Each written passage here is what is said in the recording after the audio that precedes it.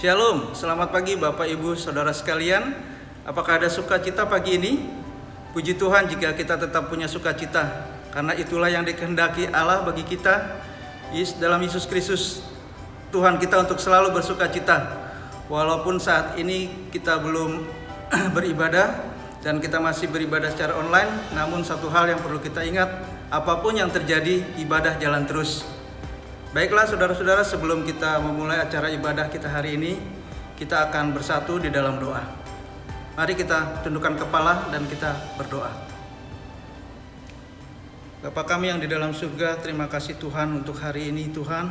Kami boleh kembali bersama-sama Tuhan di rumah kami masing-masing untuk bersekutu menyembah Engkau.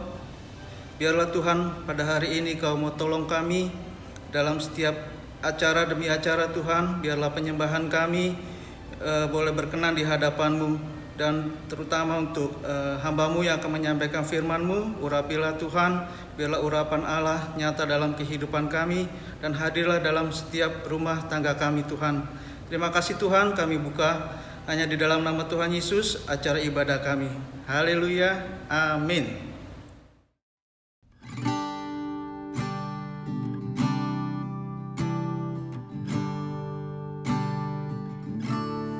Blessed assurance,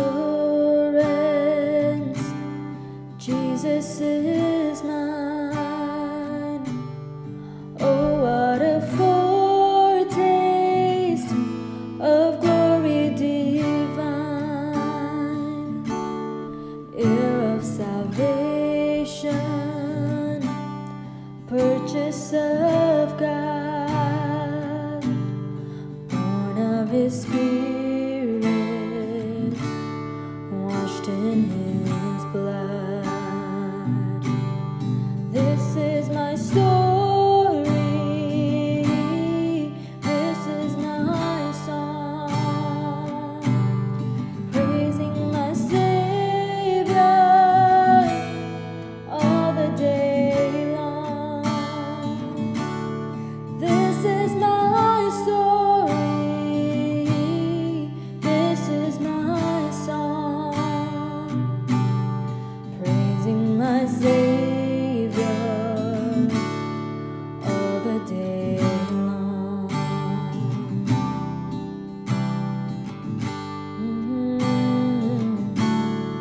Perfect submission,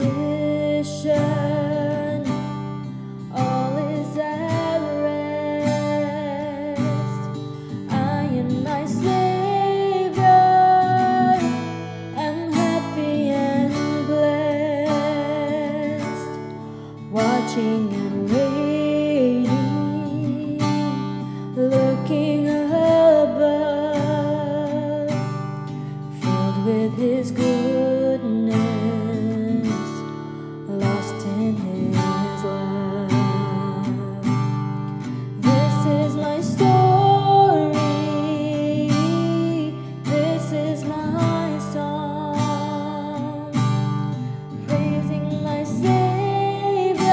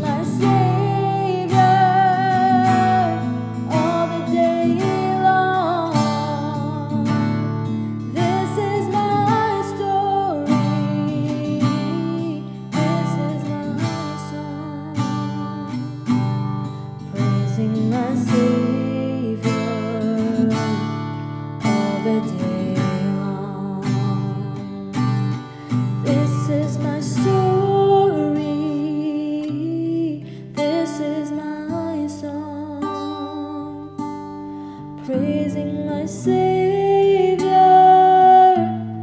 all the day long.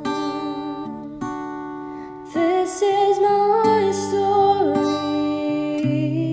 this is my song, praising my Savior all the day long.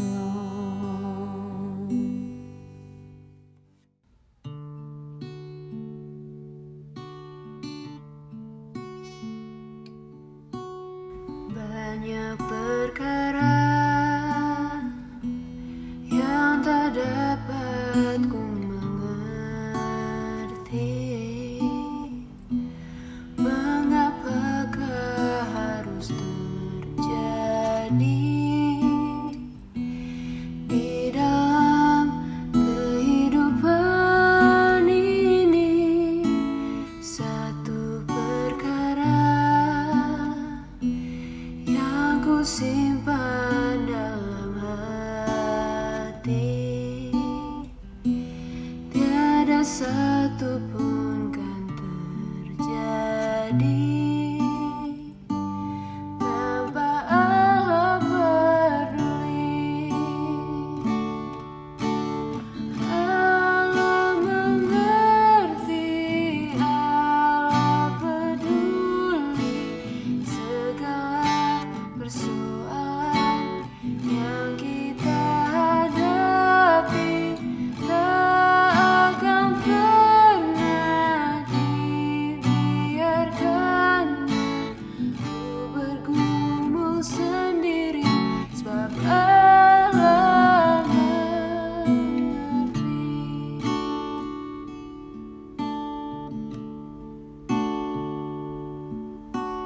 Banyak perkara yang tak dapat ku mengerti, mengapakah harus terjadi di dalam kehidupan ini. Satu perkara yang ku simpan dalam hati, tiada satu pun kan terjadi tanpa Allah peduli. Allah mengerti, Allah peduli segala persoalan yang kita hadapi. Tak akan pernah dibiarkannya ku bergumul sendiri, sebab Allah mengerti. Allah mengerti, Allah peduli segala persoalan yang kita hadapi. Tak akan pernah dibiarkannya ku bergumul sendiri, sebab Allah mengerti. Tak akan pernah dibiarkannya ku bergumul sendiri, sebab Allah mengerti.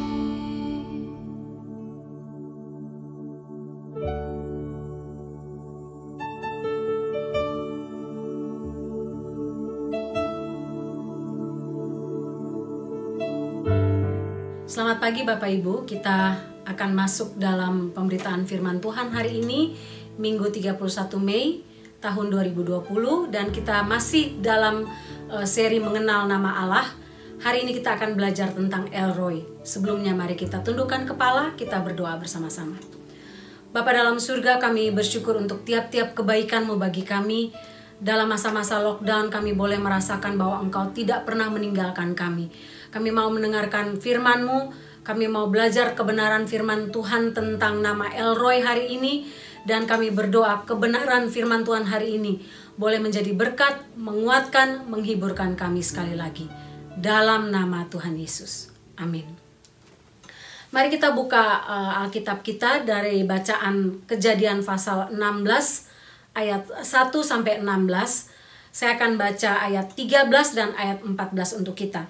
Kejadian 16 ayat 13 dan 14. Demikian bunyi firman Tuhan. Kemudian Hagar menamakan Tuhan yang telah berfirman kepadanya itu dengan sebutan Engkaulah El Roi. Sebab katanya, bukankah di sini kulihat Dia yang telah melihat aku? Ayat 14. Sebab itu sumur tadi disebutkan orang Sumur Lahai Roi, letaknya antara Kades dan Beret. Bapak Ibu, salah satu pekerjaan yang nampaknya mudah dan menjanjikan dengan gaji yang cukup besar pada masa modern ini adalah menjadi surrogate mom. Surrogate mom ini pekerjaan yang boleh dibilang ya mudah tapi juga nggak mudah, karena surrogate mom ini adalah pekerjaan di mana seseorang menyediakan kandungannya, jadi seperti rent kandungan, sewa kandungan, untuk menjadi tempat bayi bagi pasangan yang tidak dapat hamil dengan berbagai alasan. Pada masa sekarang, surrogate mom ini dibayar paling tidak untuk satu kehamilan, untuk satu bayi, $80.000.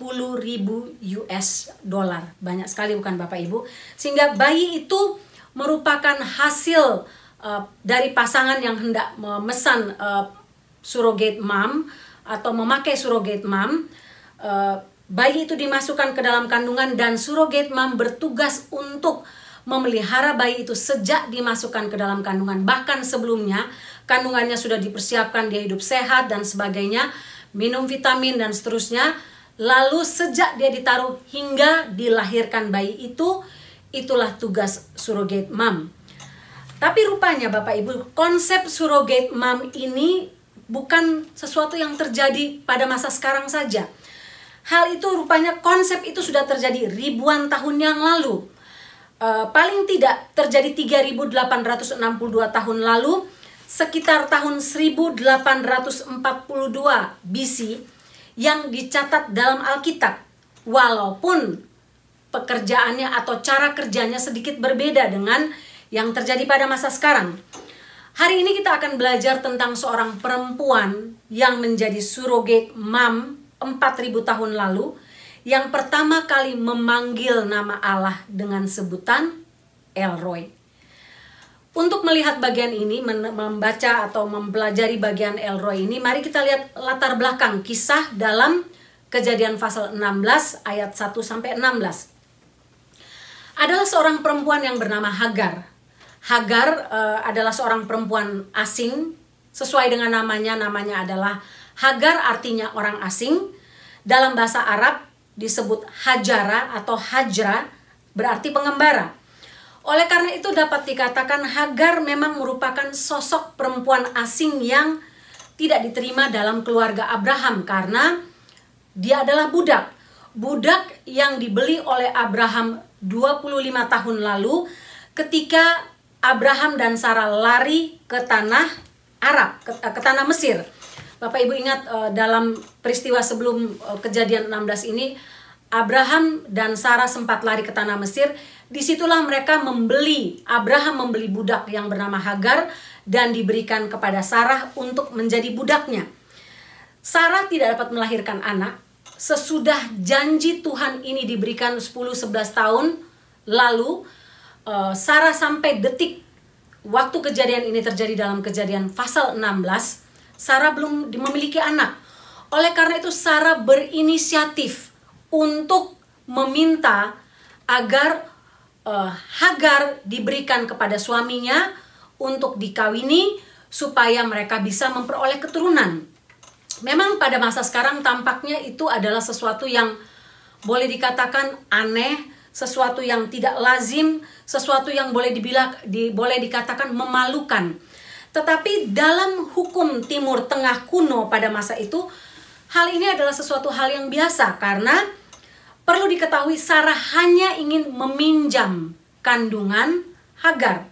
Walaupun dalam kasus surrogate mom seperti zaman dahulu, sel telur berasal dari surrogate mom, bukan berasal dari Sarah.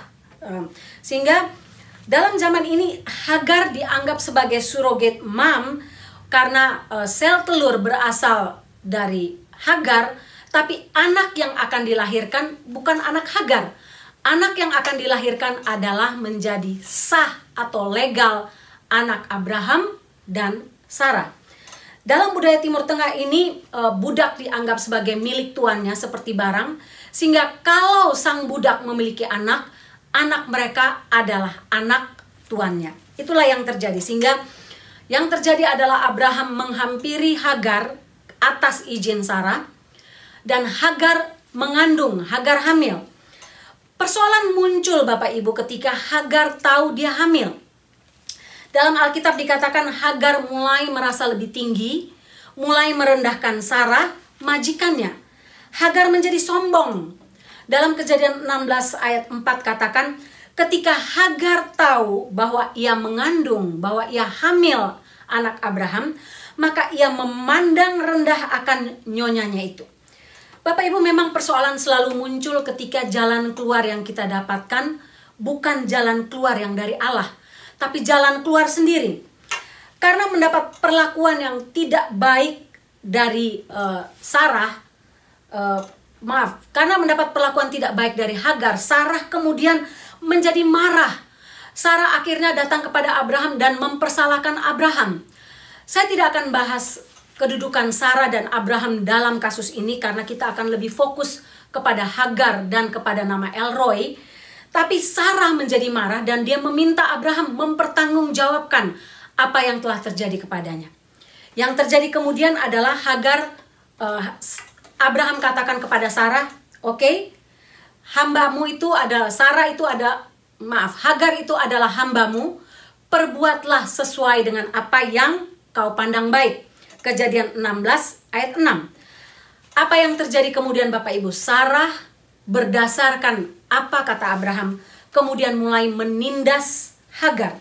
Penindasan yang dilakukan Sarah ini membuat hidup Hagar tidak nyaman, membuat hidup Hagar sangat tersiksa. Kata penindasan atau menindas yang dipakai di sini adalah sebuah kata Ibrani, dia gunakan kata anah, kata yang sama dipakai dalam Kitab Keluaran ketika bangsa Israel ditindas atau dianiaya oleh bangsa Mesir. Kata anak ini berarti menindas, menekan, membuat sakit yang amat sangat. Kira-kira seperti itu gambarannya. Kita tidak tahu apa yang Sarah lakukan terhadap Hagar, tapi saya percaya yang Sarah lakukan ini di luar batas. Kemungkinan abuse secara fisik, Sarah menyuruh Hagar untuk bekerja dari pagi sampai malam, atau kemungkinan abuse secara fisik dan secara verbal dengan kata-kata. Sehingga Hagar dalam keadaan hamil harus mengalami penindasan secara fisik, secara verbal, secara mental, dan Hagar tidak dapat tahan lagi. Hagar tidak dapat bertahan dalam kondisi penindasan yang dilakukan oleh Sarah. Oleh karena itulah Hagar mengambil keputusan untuk melarikan diri. Dalam budaya masa itu ketika Hagar melarikan diri, ini adalah tindakan kriminal. Karena seorang budak tidak dapat melarikan diri dari tuannya dengan alasan apapun. Tindakan ini adalah tindakan kriminal dan dapat berakibat fatal.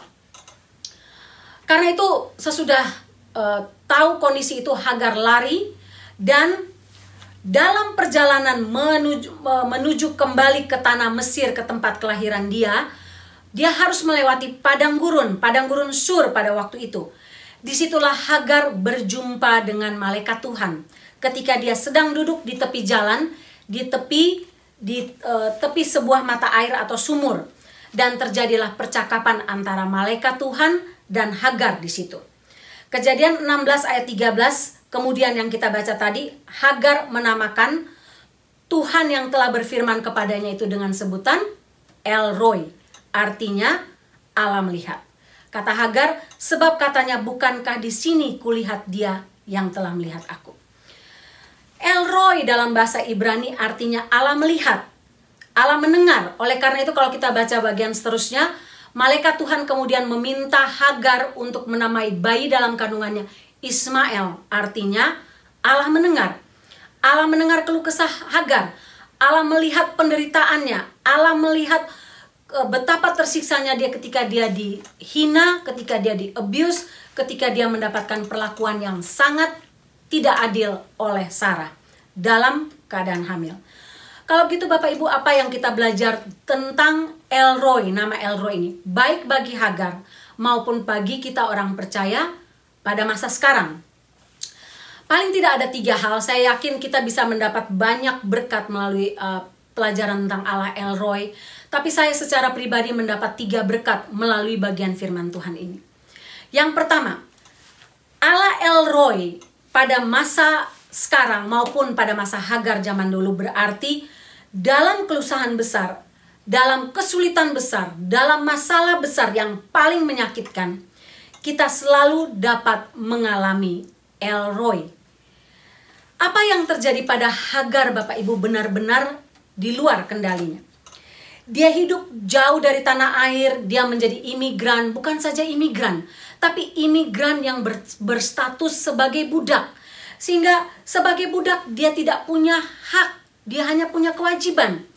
Dia hidup sendiri, lonely, dia tidak punya siapa-siapa. Dia dipakai sebagai surrogate mom. Ketika dia menunjukkan kesombongannya, dia ditindas dengan amat sangat. Sehingga apa yang terjadi pada Hagar benar-benar di luar kendalinya, di luar kontrolnya. Dia tidak memiliki siapa-siapa, bahkan Abraham yang boleh dikatakan menghamili dia. Dan sekarang dalam kandungan dia mengandung anak Abraham. Abraham tidak mampu untuk mencegah Sarah melakukan penindasan kepada Hagar. Abraham tidak dapat melindungi dia seperti layaknya seorang suami melindungi seorang istri. Karena apa? Status Hagar, walaupun dikatakan dalam bagian firman Tuhan ini, diberikan menjadi istri Abraham, tetap dikatakan Hagar adalah budak Sarah. Status Hagar bukanlah orang merdeka, tetap sebagai seorang budak. Sehingga sebagai seorang budak, Hagar tidak dapat mengontrol penindasan yang dia alami. Tapi Hagar meresponi kondisi ini dengan membiarkan Allah El Roi, Allah yang melihat, mengambil alih semua beban dia. Karena itu ketika Allah menjumpainya dalam kondisi tidak berdaya, dalam kondisi benar-benar dalam keadaan sakit secara fisik, secara mental, secara verbal dia dihina dan sebagainya, Hagar didapati dalam keadaan yang sendiri, tanpa tujuan, tanpa masa depan. Tapi Allah El Roi menjumpai dia dan mengeluarkan dia, membawa dia kepada pengharapan baru, mengeluarkan dia dari masa kesesakan yang dialaminya. Hagar menemukan El Roi di padang belantara. Bapak Ibu, sama seperti Hagar, ada banyak Hagar modern pada masa kini. Mungkin di antara kita yang sedang mendengar khotbah ini, kita sedang dalam keadaan lemah, kita rentan, kita merasa kita ditindas, kita merasa kita seperti budak yang tidak punya hak, hanya punya kewajiban. Kita tidak dapat melakukan apa-apa. Kita benar-benar diperlakukan tidak adil, sesukanya, dimanfaatkan, dan berbagai hal lain. Bapak Ibu bisa menambahkan daftar lainnya. Di tengah-tengah pergumulan seperti ini, Bapak Ibu ingat, Hagar bertemu dengan El Roi. Di tengah-tengah pergumulan seperti ini kita dapat bertemu dengan Allah El Roi. Allah yang melihat keberadaan kita. Allah yang peduli, Allah yang mendengar. Allah yang memperhatikan kita bahkan ketika semua orang tidak dapat merasakan penderitaan kita. Mungkin Bapak Ibu sedang duduk berpikir dan katakan, tidak ada seorang pun tahu penderitaan saya. Tidak ada seorang pun dapat merasakan apa yang saya rasakan. Tidak ada seorang pun dapat menanggung beban seperti yang sedang saya alami saat ini. Tidak seorang pun bisa membayangkan betapa beratnya beban saya. Tapi ingat Bapak Ibu, dalam keberatan, penderitaan, pesesakan seperti apapun, ingatlah bahwa Allah El Roi melihat kita, mempedulikan kita lebih dari apapun. Matius 10 ayat 29 sampai 31 katakan, bukankah burung pipit dijual 2 ekor seduit? Bapak Ibu tahu burung pipit adalah burung yang paling murah harganya. 2 ekor seduit, artinya sangat murah, boleh dikatakan tidak punya harga. Tapi Matius 10 katakan, namun seekor pun daripadanya tidak akan jatuh ke bumi di luar kehendak Bapamu. Ayat 30, dan kamu, rambut kepalamu pun terhitung semuanya. Sebab itu janganlah kamu takut, karena apa? Kamu lebih berharga daripada banyak burung pipit. El Roi, dia melihat kesesakan kita. Bahkan rambut di kepala kita pun yang kita tidak tahu jumlahnya, Allah tahu. Karena kita lebih berharga daripada burung pipit, kita tidak ada yang perlu kita takutkan. Karena Allah melihat penderitaan kita. Allah melihat kesesakan kita. Allah melihat kalau kita sedang berada dalam aniaya yang berada jauh di luar kontrol kita. Bapak Ibu, sebesar apapun beban hidup kita saat ini, ingatlah bahwa kalau kita punya Allah El Roi, maka kita punya harapan. Saya teringat kisah tentang seorang misionaris yang bernama Ken Gaup. Ken Gaup ini menceritakan pengalaman pribadinya yang terjadi sekitar tahun 1990.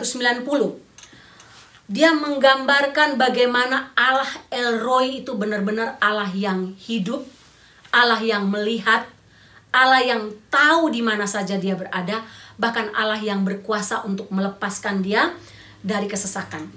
Ken Gaup ini seorang misionaris yang terkenal. Dia melayani di banyak tempat di berbagai dunia. Dia punya radio sendiri, dia punya stasiun TV sendiri, dan dia punya program khusus yang dipakai untuk menjangkau anak muda di seluruh dunia. Setelah bertahun-tahun melayani Tuhan, Ken Gaup ini kemudian merasa burnout. Dia mulai merasa pelayanannya tidak ada gunanya lagi. Dan dia bertanya kepada Tuhan, Tuhan, haruskah saya berhenti dari pelayanan saya? Haruskah saya meninggalkan pelayanan saya? Satu kali ketika dia sedang dalam perjalanan, dia ambil cuti bersama dengan istri dan anaknya. Mereka berhenti di sebuah tempat makan di Dairy Queen di Dayton, Ohio. Sementara istri dan anaknya masuk ke dalam untuk beli makan, Ken Gaup keluar. Dia berusaha merenggangkan otot-ototnya sesudah perjalanan jauh. Dia keluar dari mobil. Lalu dia berdiri di sebelah tempat telepon umum. Waktu dia sedang berdiri di situ, tiba-tiba telepon itu berdering. Dia pikir, loh, nggak ada siapa-siapa di sini dan nggak ada orang yang angkat. Tapi telepon itu berdering terus-menerus karena dia tidak tahan dengan bunyi telepon yang mengganggu. Dia kemudian masuk ke dalam telepon umum itu, dia angkat. Dia bilang, halo. Lalu officer yang menelpon itu katakan, ini panggilan jarak jauh. Apakah saya bisa bicara dengan Ken Gaup? Waktu Ken Gaup dengar, Bapak Ibu, dia kaget. Dia pikir apa-apaan ini. Lalu dia katakan, kamu gila kali ya. Lalu dia sadar, oh, saya tidak seharusnya berbicara dengan officer seperti itu. Lalu dia minta maaf. Dia katakan, maaf. Tapi siapa yang kamu cari? Saya ini panggilan dari jauh. Apakah saya bisa bicara dengan Ken Gaup? Lalu dia katakan, ya, saya Ken Gaup. Tapi dalam hati dia, bagaimana mungkin dia tidak berada di kantor dia, rumah dia. Dia sedang berada dalam sebuah perjalanan vacation bersama keluarganya dan hanya singgah di sebuah tempat yang bernama Dayton, Ohio untuk singgah beli makan di Dairy Queen. Bagaimana seseorang bisa menelpon dia di telepon umum tempat dia sedang berdiri? Lalu officer itu katakan, sebentar, saya akan menyambungkan Anda dengan seseorang yang membutuhkan Anda. Lalu terdengar dari jauh suara seorang perempuan, katakan begini, hai, apakah ini benar Pastor Ken Gaup? Ya, Pastor, mungkin kamu tidak tahu saya dan saya yakin kamu tidak tahu saya. Nama saya Miley, tapi saya ini sering mendengar khotbah kamu di stasiun televisi kamu. Saya dari Harrisburg, Pennsylvania. Saya tahu kamu sesudah bertahun-tahun dengan acara televisi kamu dan selalu suka dengan semua khotbah kamu. Jujur Pastor Ken, saya sedang dalam kondisi yang sangat berat. Saya sudah tidak mampu untuk menjalani hidup saya lagi. Saya memutuskan untuk bunuh diri. Dan saya sudah tulis surat wasiat atau surat pesan terakhir sebelum saya mati bunuh diri. Tapi ketika saya menulis bagian itu, ada suara dalam hati saya katakan, call Ken Geok. Call Ken Geok. Dan saya pikir mungkin saya akan lakukan usaha terakhir. Siapa tahu Ken Geok bisa menolong saya untuk memberi jalan keluar terhadap pergumulan saya. Lalu Ken Geok katakan, oke, saya bisa tolong kamu apa? Miley katakan begini, Pastor, saya tidak percaya detik ini saya bisa bicara dengan kamu di kantor kamu di California. Ken Geok katakan, saya tidak sedang berada di California. Kantor saya ada di Yakima di Washington. Saya sedang dalam vacation bersama keluarga saya. Singkat cerita, Bapak Ibu, Miley menceritakan semua pergumulannya. Pastor Ken kemudian mendoakan dia dan akhirnya Miley mengalami kebebasan, mengalami kelepasan, didoakan, ditolong, dia di counseling, dan melalui counseling itu dia mengalami kebebasan di dalam Tuhan. Bapak Ibu, setelah menutup telepon itu, Ken Geok geleng-geleng kepala. Waktu istri dan anaknya datang, dia katakan kepada istrinya, kamu nggak percaya. Kamu nggak percaya apa yang baru terjadi kepada saya. Dia ceritakan lengkap apa yang terjadi kepada istrinya. Dan dia katakan, Tuhan itu Allah El Roy. Tuhan melihat di mana saya berada. Tuhan mengetahui bahwa saya hendak melarikan diri dari pelayanan saya. Dan ini jawaban Tuhan untuk saya. Tapi Tuhan juga menjadi Allah El Roy. Menjadi El Roy untuk Miley. Memberikan jawaban bagi penderitaan dia, kesesakan dia. Pada waktu yang bersamaan. Bapak Ibu, luar biasa bukan? Tuhan melihat penderitaan Hagar. Tuhan melihat penderitaan Bapak Ibu di rumah. Sebesar apapun kesesakan yang Bapak Ibu alami, ingatlah bahwa Bapak Ibu tidak sendiri. Ulangan 26 ayat 7 katakan, maka kami berseru kepada Tuhan, Allah nenek moyang kami. Lalu Tuhan mendengar suara kami. Tuhan, El Roy, mendengar suara kami. Dan melihat kesengsaraan dan kesukaran kami dan penindasan terhadap kami. Apakah Bapak Ibu sedang dalam kesesakan besar? Dan itu di luar kontrol Bapak Ibu? Ingatlah Allah El Roy bersama Bapak Ibu. Yang kedua, Allah El Roy mendengar dan melihat siapa saja yang sedang berada dalam kesusahan tanpa pernah memandang bulu. Bapak Ibu, suatu hal yang luar biasa bahwa Allah memperhatikan Hagar yang adalah seorang gadis budak yang miskin, yang tidak dipandang oleh manusia pada masa itu. Hanyalah seorang gadis budak, tidak punya harga. Allah khusus datang, Allah berinisiatif datang dan menunjukkan perhatian, kepedulian dia atas kesusahan dan kesesakan Hagar yang sedang tertindas. Allah tidak memandang, oh karena Hagar kamu itu bukan istri yang sah, kamu itu hanya selir, kamu itu hanya budak, kamu tidak punya harga, saya tidak peduli dengan penderitaan kamu. Tidak Bapak Ibu. Allah tidak memandang Hagar rendah karena status budaknya. Itulah Allah El Roy. Itulah Allah yang melihat. Dia memandang semua orang secara sama. Dalam Alkitab, ini bukan waktu satu-satunya bahwa kita melihat bahwa Allah hanya memilih atau memperhatikan orang yang tidak dipedulikan, tidak dianggap dalam masyarakat.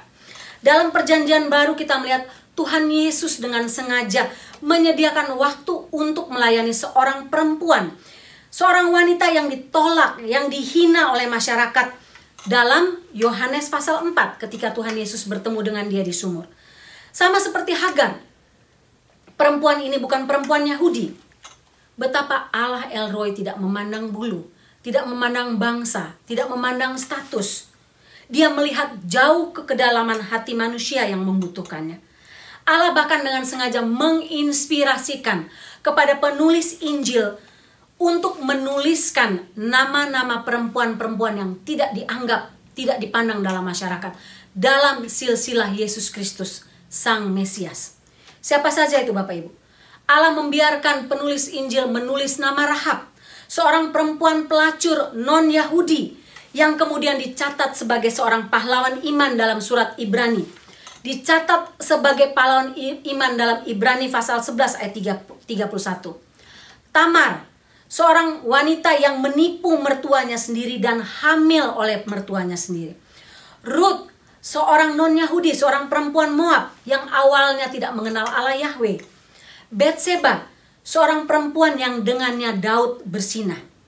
Bapak Ibu, itu karena itu kita jangan pernah kecil hati.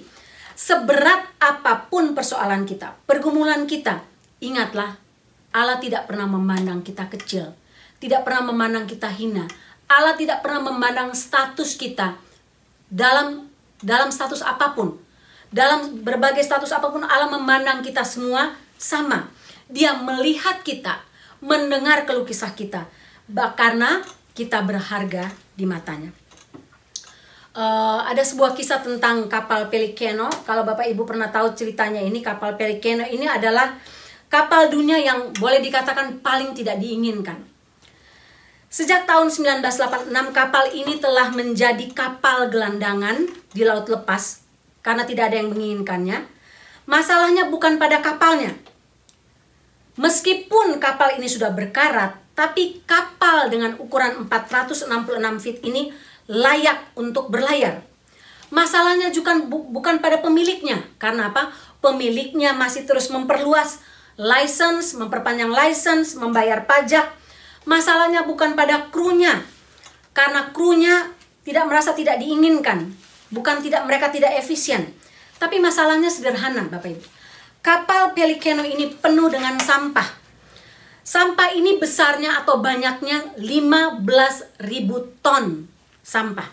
Mulai dari kulit jeruk, botol air, surat kabar, sampah hotdog yang hanya dimakan separuh, sampah summer sepanjang tahun 1986 di Philadelphia. Semua bersama sampah-sampah lain dibuang ke dalam kapal Pelicano. Sampah ini kemudian menumpuk makin hari makin tinggi. Bahkan ketika pemerintah Philadelphia meminta Georgia dan New Jersey untuk membantu penanggulangan sampah ini, Georgia dan New Jersey menolaknya. Sehingga pemilik Pelicano ini berpikir bahwa hanya dipinjam sebentar untuk sampah ini. Ternyata tidak, Bapak Ibu. Berlangsung terus-menerus dan tidak ada seorang pun mau mengambil sampah ini yang awalnya hanya banyak, tapi akhirnya terlalu tua, sampahnya udah menjadi terlalu tua dan terlalu lama. Tidak ada orang lagi yang mau menerima sampah yang kini sudah menjadi sampah beracun. Sama seperti kapal Pelicano, mungkin banyak di antara kita yang merasa seperti itu. Kita merasa seperti sampah, merasa seperti sampah dalam keluarga, sampah dalam masyarakat. Kita merasa tidak berguna, kita merasa seperti Hagar yang adalah hanya seorang budak, gadis muda yang tidak punya harga. Mungkin kita memiliki sampah masa lalu yang kita simpan sampai detik ini.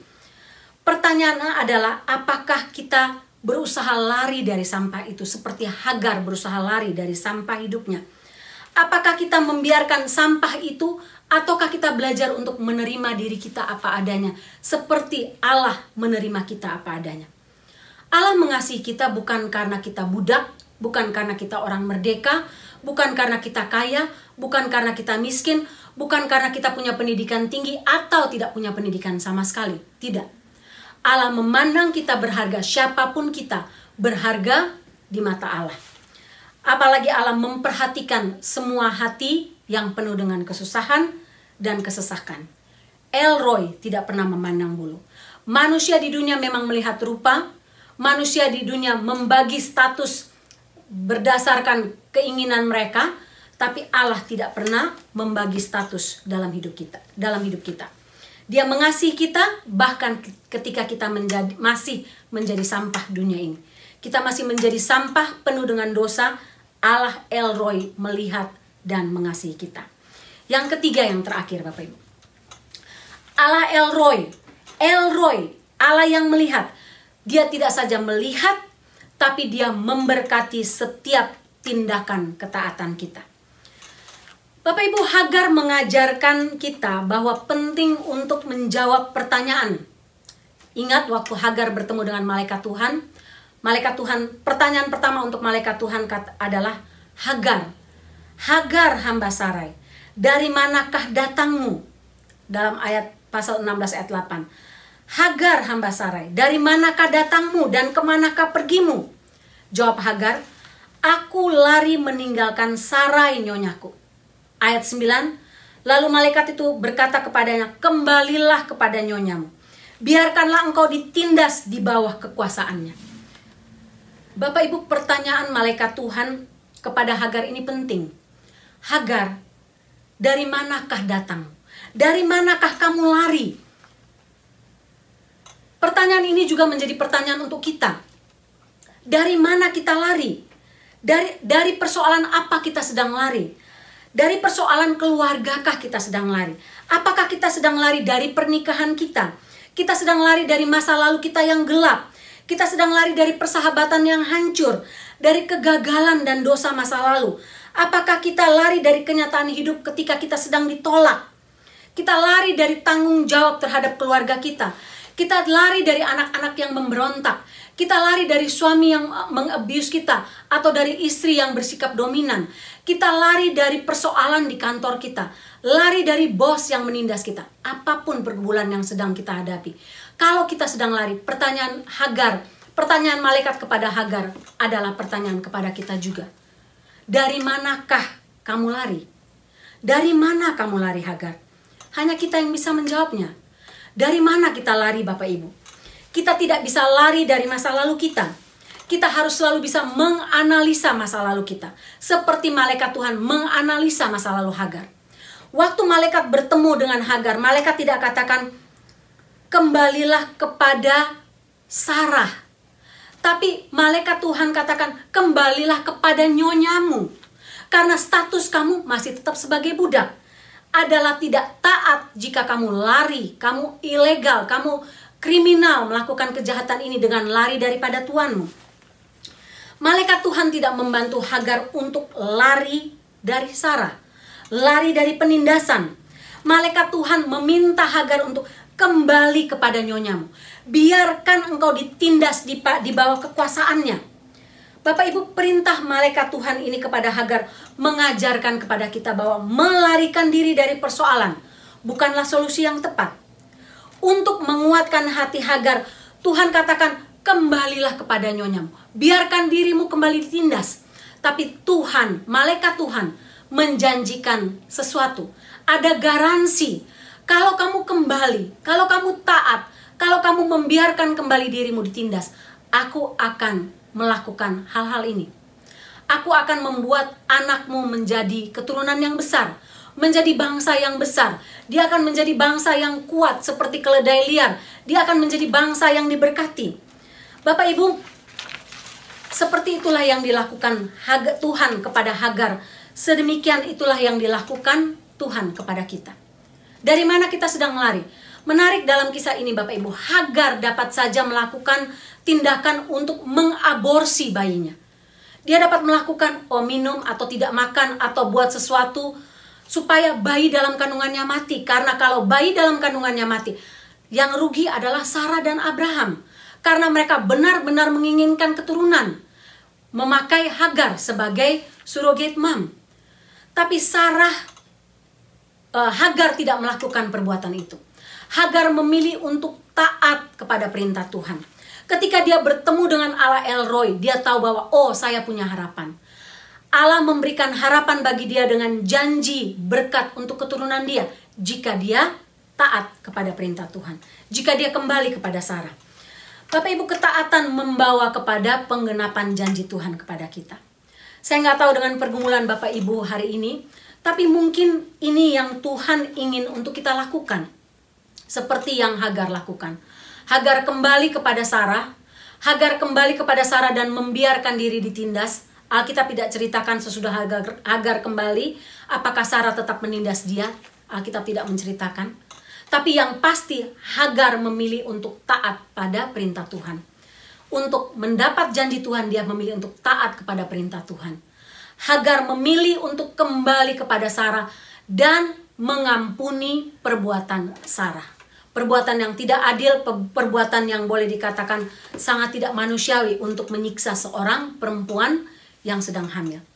Hagar melakukan ketaatan ini dan memilih untuk mendengarkan suara Tuhan.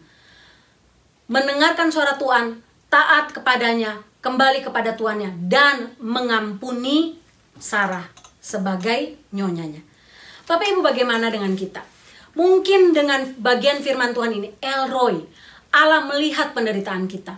Allah melihat kesusahan kita. Allah mempedulikan kita ketika semua dunia tidak tahu bentuk persoalan dan pergumulan kita. Tapi ingat, mungkin Tuhan mau kamu akan mengalami El Roi kalau kamu mau taat dengan perintah saya. Kalau kamu mau diberkati oleh Tuhan dalam masa depanmu, pilihlah untuk taat kepada saya. Mungkin ada bagian-bagian dalam hidup kita yang seperti Hagar, yang perlu kita lakukan seperti Hagar, mengampuni masa lalu kita, mengampuni orang-orang di masa lalu kita, mengampuni kejadian-kejadian masa lalu kita yang membuat kita sakit, membuat kita menjadi hancur, membuat kita pahit hati, membuat kita terkungkung, membuat kita seperti dalam penjara. Mungkin hari ini firman Tuhan tidak saja sekedar bicara tentang Allah El Roi dan tentang janji berkatnya, tapi tentang ketaatan kita untuk taat kepada Allah El Roi. Saya nggak tahu dengan Bapak Ibu, tapi mungkin melalui bagian firman Tuhan ini, Tuhan ingin kita mengampuni orang-orang dari masa lalu yang menindas kita. Mereka yang pernah meng-abuse kita secara fisik, secara verbal, secara apapun. Mereka yang berusaha menghancurkan hidup kita dengan fitnah. Mengampuni orang-orang yang dengan secara sengaja melakukan hal-hal yang berusaha untuk menjatuhkan nama baik kita. Orang-orang yang kita kasihi dengan tulus, tapi yang kemudian membuang kita, bahkan membalas kebaikan kita dengan kejahatan. Membalas kebaikan kita dengan pemberontakan. Orang-orang yang iri hati yang berusaha menjatuhkan kita. Bapak Ibu bisa menambahkan daftar orang-orang di masa lalu Bapak Ibu yang mungkin Bapak Ibu perlu ampuni berdasarkan firman Tuhan hari ini. Percayalah, ketika kita taat seperti Hagar taat, kita akan mengalami penggenapan janji El Roi dalam hidup kita. Saya tutup bagian ini dengan kisah tentang seorang firefighter namanya Matt Swetzel. Matt Swetzel ini umurnya 20 tahun ketika dia bekerja di firefighter. Oktober 2006, dia sudah lama bekerja di situ. Satu kali karena kecapean harus lembur, dia pulang mengendarai mobilnya. Waktu perjalanan pulang ke rumahnya, dia tertidur. Karena kecapean dia tertidur. Dan waktu dia tertidur, mobilnya ini menabrak sebuah mobil lain. Dan ada suara yang membangunkan dia. Dia terkejut, dia bangun, tapi kecelakaan sudah terjadi. Dia kemudian menyadari bahwa dia menabrak seorang perempuan hamil dengan putrinya yang berusia 19 bulan. Perempuan ini namanya June Fitzgerald, putrinya bernama Faith. Faith selamat dari kecelakaan itu, tapi June Fitzgerald dan bayi dalam kandungan mati dalam kecelakaan itu. Suaminya adalah seorang pendeta. Suami dari Faith ini adalah dari June ini adalah seorang pendeta. Dia bertemu dengan Matt Swetzel dalam pengadilan. Apa yang terjadi Bapak Ibu? Dia katakan, saya mengampuni kamu karena saya sudah lebih dahulu diampuni. Dia minta supaya hukuman untuk Matt ini diturunkan, kalau bisa dihapuskan. Setelah peristiwa itu terjadi Bapak Ibu, Matt dan suami dari June ini kemudian menjalin hubungan satu dengan yang lain. Pastor Fitzgerald ini kemudian melayani Matt sampai dia terima Tuhan Yesus, membawa dia kepada pertumbuhan rohani tahun demi tahun. Persahabatannya menjadi persahabatan yang luar biasa, yang berlanjut bertahun-tahun dan menjadi berkat satu dengan yang lain. Dia memilih untuk mengampuni orang yang membunuh istrinya dan bayi dalam kandungannya. Bapak Ibu, ketika kita taat selalu ada jalan berkat. Saya percaya di antara jutaan bilion manusia, ada 7.777 miliar manusia dalam dunia ini. Tuhan mengenal kita secara pribadi. Tuhan mengenal Bapak Ibu dan saya. Dia mengasihi Bapak Ibu dan saya. Dia melihat kita, dia mengetahui penderitaan kita, dan tidak ada yang tersembunyi di matanya. Dia peduli, dia mengasihi, Dia menyediakan jalan keluar bagi kita dan janji berkat bagi kita asalkan kita mau taat kepadanya. Mari kita berdoa. Bapa dalam surga, kami bersyukur untuk nama El Roy. Kami tahu El Roy bukan sekedar nama, tapi El Roy hidup dalam hidup kami. Hamba berdoa untuk Bapak Ibu yang mungkin saat ini mendengar khotbah ini dan sedang dalam keadaan yang susah. Mereka sedang dalam kondisi yang tertindas oleh karena apapun. Persoalan mereka begitu berat dan tidak tertanggungkan lagi. Bahkan mereka tidak merasa bahwa seorang pun peduli kepada mereka. Tidak seorang pun melihat, merasakan, mendengar tangisan mereka. Tapi Tuhan, Engkau Allah El Roy. Engkau tidak saja melihat, tapi Engkau mendengar. Engkau tidak saja melihat dan mendengar, Engkau dapat merasakan penderitaan mereka. Bahkan Engkau berjanji untuk membawa jalan keluar bagi tiap-tiap pergumulan mereka. Hamba berdoa jika ada di antara kami yang harus mengambil keputusan untuk mengampuni orang-orang dari masa lalu kami. Seperti Hagar mengampuni Sarah. Hamba berdoa supaya Tuhan tolong kami untuk mengambil keputusan saat ini. Melepaskan pengampunan kami kepada mereka yang menyakiti kami. Mereka yang memfitnah kami. Mereka yang melakukan kejahatan di masa lalu kami. Hamba berdoa dalam nama Tuhan Yesus, tolonglah kami untuk melepaskan pengampunan Tuhan. Sehingga kami dapat menerima janji El Roy, janji berkat bagi kami. Terima kasih Tuhan untuk bagian firman Tuhan ini. Hamba berdoa Tuhan mengangkat tiap-tiap beban dalam hati tiap Bapak Ibu, menjawab pergumulan mereka dengan cara Tuhan yang ajaib. Terima kasih Tuhan. Terpujilah namamu Tuhan, dalam nama Tuhan Yesus kami berdoa dan bersyukur untuk firman Tuhan ini. Amin.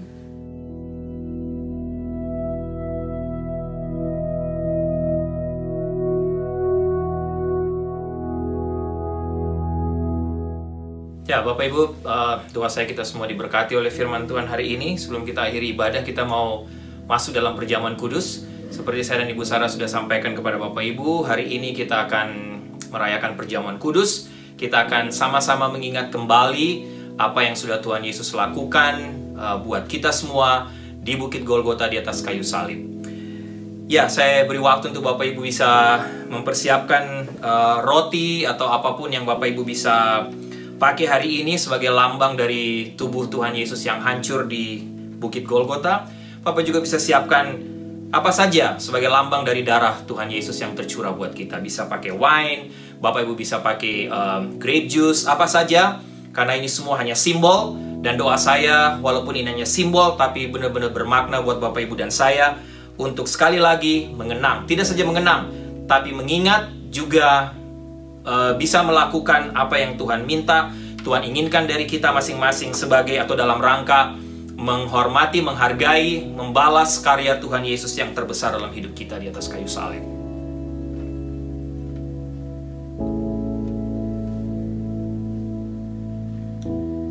Ya, kalau Bapak Ibu sudah siap, kita akan sama-sama mulai perjamuan kudus hari ini. Jemaat yang kekasih, roti yang kita pecah-pecahkan ini mengingatkan kita akan tubuh Tuhan atau tubuh Kristus yang diserahkan bagi kita untuk menebus kita. Demikian pula dengan cawan minuman ini yang kita pakai untuk mengucap syukur, mengingatkan kita akan darah Kristus yang dicurahkan bagi kita untuk pengampunan dosa kita.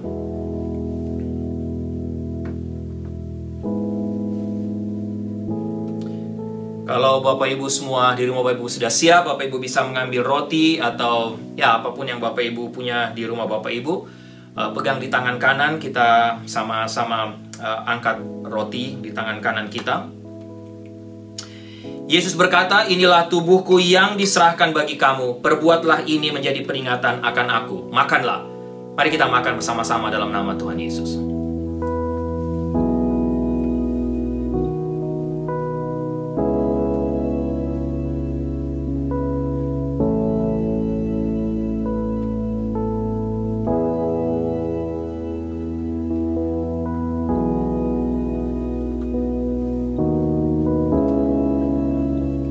Bapak Ibu bisa mengangkat cawan atau apapun minuman sirup yang Bapak Ibu punya. Bapak Ibu bisa pegang dan angkat di tangan kanan. Pada malam yang sama Yesus juga berkata, cawan inilah perjanjian baru yang dimeteraikan oleh darahku. Perbuatlah ini setiap kali kamu meminumnya menjadi peringatan akan aku. Minumlah.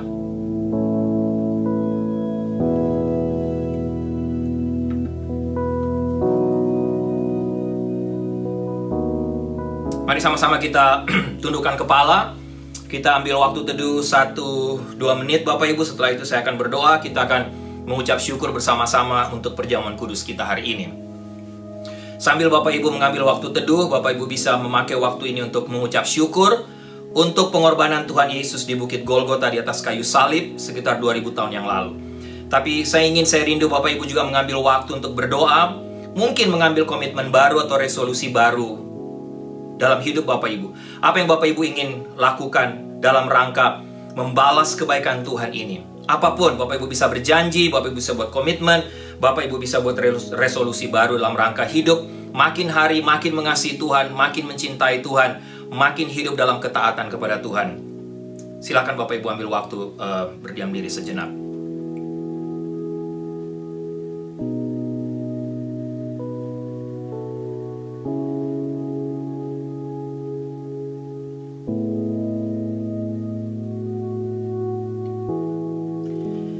Tuhan, kami sekali lagi mengucap syukur untuk perjamuan kudus hari ini. Terima kasih karena dalam ibadah hari Minggu hari ini kami ada waktu untuk mengenang, mengingat perbuatanmu atau karyamu terbesar di atas kayu salib sekitar 2000 tahun yang lalu. Terima kasih Tuhan, sekali lagi kami bersyukur untuk tubuhmu yang hancur, untuk darahmu yang tercurah untuk kami.